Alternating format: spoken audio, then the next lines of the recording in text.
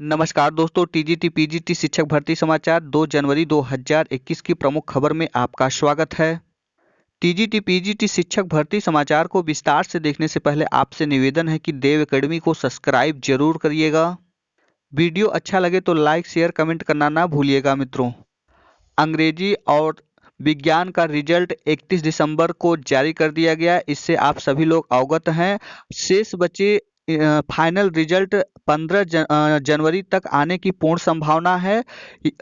अच्छी खबर यह है कि 7 जनवरी के बाद सोशल का भी इंटरव्यू डेट आने की पूर्ण संभावना जताई जा रही है, इसलिए आप लोग चिंता ना करिए। बहुत जल्द रिजल्ट शेष बचे विषयों का आने वाला है। 15 जनवरी के पहले पहले आने की पूर्ण संभावना है। और साक्षात्कार जो सोशल का बचा हुआ है 7 तारीख को कोर्ट में सुनवाई होने के बाद डेट घोषित कर दिया जाएगा कि किस दिन इंटरव्यू का डेट लगा हुआ है, इसलिए आप लोग धैर्य बनाए रखिए। दिल्ली गेस्ट टीचर की पीजीटी फिजिक्स और पीजीटी केमिस्ट्री की मेरिट लिस्ट जारी कर दिया गया है। आप आधिकारिक वेबसाइट पर जाकर देख सकते हैं कि किसका कितना मेरिट गया है और आप अपना मूल्यांकन कर सकते हैं। जो भी विद्यार्थीगण दिल्ली गेस्ट टीचर का एग्जाम दिए हैं वे आप जाकर पीजीटी फिजिक्स और पीजीटी केमिस्ट्री की मेरिट लिस्ट देख सकते हैं। वहीं एक बहुत बड़ी खबर निकल के आ रही है कि यूपीटीटी 2020 की परीक्षा 7 मार्च 2021 को शासन द्वारा प्रस्तावित कर दिया गया है और ऑनलाइन आवेदन आपका 15 जनवरी से लिया जाएगा। अभी इसकी कोई विज्ञप्ति जारी नहीं किया गया है, परंतु सूत्रों से जानकारी मिल रही है कि आपका 15 जनवरी से ऑनलाइन आवेदन शुरू कर दिया जाएगा और संभावित डेट एग्जाम का इसका 7 मार्च 2021 निर्धारित कर दिया गया है। वहीं एक खबर असिस्टेंट प्रोफेसर शिक्षा शास्त्र से निकल के आ रही है कि उम्मीद जताई जा रही है कि संशोधित मोबाइल नंबर दिया, अब काउंसलिंग का इंतजार। असिस्टेंट प्रोफेसर शिक्षा शास्त्र के चयनित अभ्यर्थी की होनी है काउंसलिंग। 2 माह से निदेशालय में पड़ी थी फाइलें, नियुक्ति के लिए भटक रहे थे अभ्यर्थी। प्रदेश के अशासकीय महाविद्यालय में असिस्टेंट प्रोफेसर शिक्षा शास्त्र के 100 पदों पर चयनित अभ्यर्थियों को अपना संशोधित मोबाइल नंबर उपलब्ध कराने के लिए जो समय सीमा दी गई थी वह 31 दिसंबर को पूरी हो चुकी है। चयनित अभ्यर्थियों को अब ऑनलाइन काउंसलिंग शुरू होने का इंतजार है, क्योंकि काउंसलिंग के बाद उन्हें कॉलेज आवंटित किए जाएंगे और नियुक्ति पत्र मिलेगा। अभ्यर्थियों को इस माह नियुक्ति पत्र मिलने की पूरी उम्मीद है। उत्तर प्रदेश उच्चतर शिक्षा सेवा आयोग की ओर से असिस्टेंट प्रोफेसर शिक्षा शास्त्र का परिणाम काफी पहले ही जारी कर दिया गया था और 2 माह पहले चयनित अभ्यर्थियों की फाइलें भी उच्च शिक्षा निदेशालय को भेज दी गई थी, लेकिन निदेशालय ने पहले अन्य विषयों की प्रतीक्षा सूची के चयनित अभ्यर्थियों की काउंसलिंग शुरू करा दी और इस वजह से शिक्षा शास्त्र मुख्य सूची के चयनित अभ्यर्थियों की काउंसलिंग अटक गई। काउंसलिंग की मांग को लेकर अभ्यर्थियों ने कई बार निदेशालय में धरना प्रदर्शन भी किया, जिसके बाद निदेशालय ने अभ्यर्थियों के संशोधित मोबाइल नंबर मांग लिए। संशोधित मोबाइल नंबर उपलब्ध कराने की अंतिम तिथि 31 दिसंबर निर्धारित की गई थी। निदेशालय के सूत्रों का कहना है कि संशोधित मोबाइल मिलने के बाद फीडिंग का काम शुरू कर दिया गया है, अर्थात 31 दिसंबर का डेट बीत चुका है। अब पूर्ण संभावना है कि बहुत जल्द आपका काउंसलिंग स्टार्ट हो जाएगा शिक्षा शास्त्र के विद्यार्थियों का असिस्टेंट प्रोफेसर की भर्ती के लिए।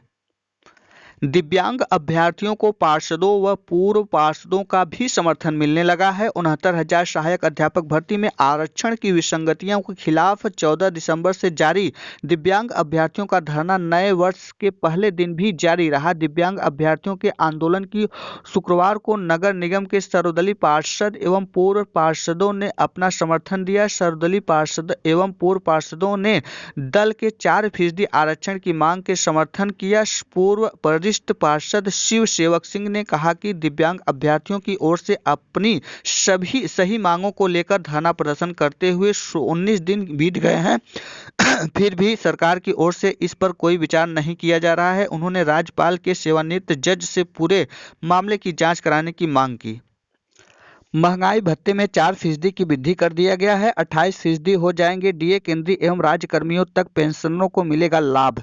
जनवरी में महंगाई भत्ता डीए में 4% बढ़ोतरी तय मानी जा रही है। जुलाई के 24% डीए निश्चित हो चुका है। 4% बढ़ोतरी के बाद यह 28% डीए हो जाएगा। इसका लाभ करीब 80 लाख केंद्रीय कर्मियों के अलावा सभी राज्य के कर्मचारियों तक पेंशन को मिलेगा।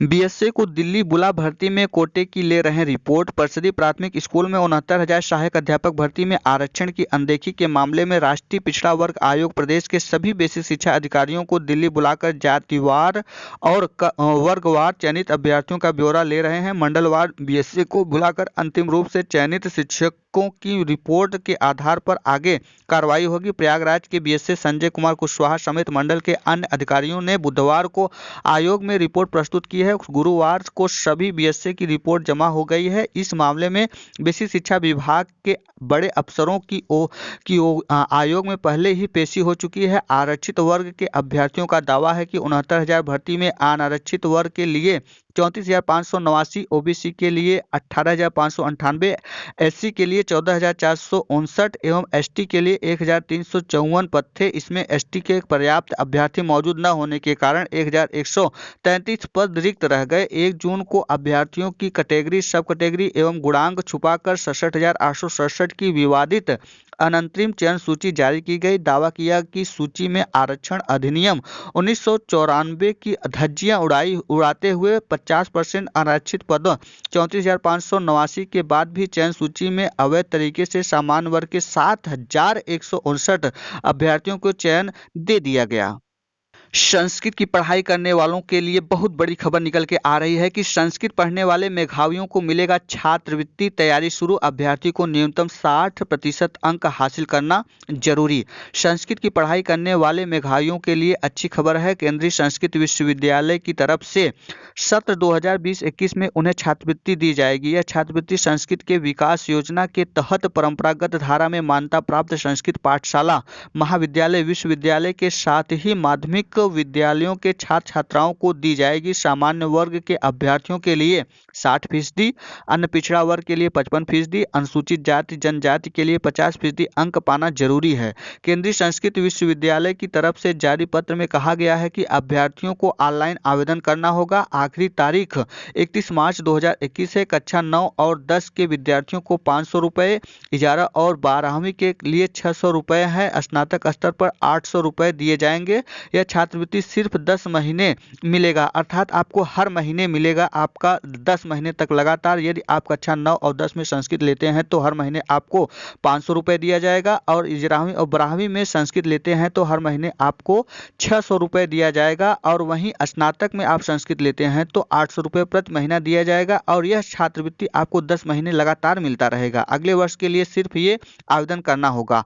प्रास्नातक स्तर पर छात्रवृत्ति 1,000 रुपये दिया जाएगा। प्रास्नातक के मेधावियों को 1,000 रुपये प्रति माह मिलेगा। इसके लिए जरूरी है कि विद्यार्थियों का विषय संस्कृत, पाली, प्राकृतिक हो। स्नातक में सभी विषयों में 60% अंक भी होने जरूरी है, अर्थात सभी विषयों में आपका 60% अंक होना जरूरी है। प्रथम और द्वितीय वर्ष में प्रत्येक वर्ष आवेदन करना होगा।